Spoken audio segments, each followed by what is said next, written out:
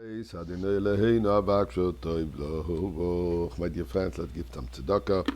And in this period of time, which I like to call the Chol HaMoed, between Shiva Asar B'Tammuz, the 17th of Tammuz, and Tisha B'Av, because they will both become holidays.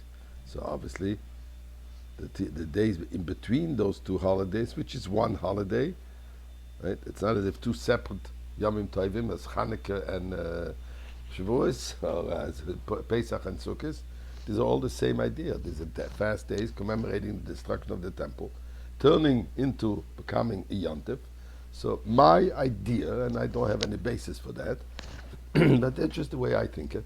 I think of it that the first day of Yontif will be Shiva Asar B'Tammuz, that we had the fast of last week, and the last day of this Yontif will be Tisha B'Av, and the days in between, obviously, Chol HaMoed.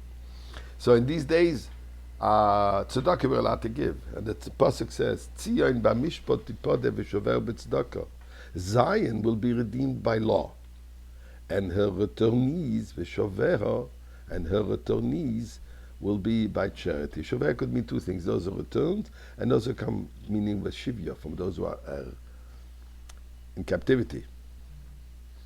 So this is a time of additional prayer, a time of additional tzedakah, and obviously a moment of additional specific study of Torah, but as the Rebbe pointed out, studying laws, facts related to the building and the Beis HaMikdash. And the Rebbe bases this on a medrash, where the medrash relates a conversation between God and the prophet Yecheskel. When after God showed to Yecheskel the form, the measurement of the third Beis HaMikdash, God says, Hagid is Beis Yisrael. Go tell it to the Jewish people. Now that you know the measurements, now that you know what the Beis HaMikdash is supposed to look like, go share it with the Jewish people. Amar Yecheskel ifnei HaKadosh Baruch Hu, says the Medrash. Yecheskel says to the Eibishter, to Hashem, Ribbono shel Olam, Master of the universe. We are presently in exile in the land of our enemies. And you're telling me I should go and tell him now the image, the measurements of the Beis HaMikdash? They're in exile. How can they relate to the building of the Beis HaMikdash? They're suffering. They're in exile. Maybe he's also referring of what it says in Halacha.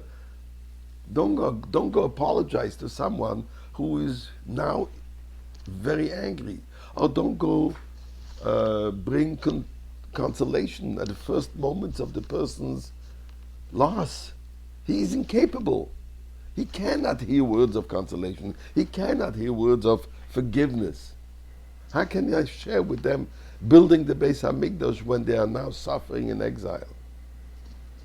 So the Eibishter said, God said to them, Amar LaKadosh Baruch Hu, Ubishvil shebonai nesunim b'goyle yebinyin beisi batel. So, should the construction of my house be put on hold because my children are in exile? Godoy kriyasa b'torah kebinyonai. Talking about it, learning about it, is considered building it. So Leich Omer lehem, go and tell them, Vis asko likros tzuras habayis b'torah, and they should be preoccupied with reading, with learning the measurements, the image of the Beis HaMikdash, ubeschar kriyasa she'isasko likros boy, and in the merit of them learning about it, I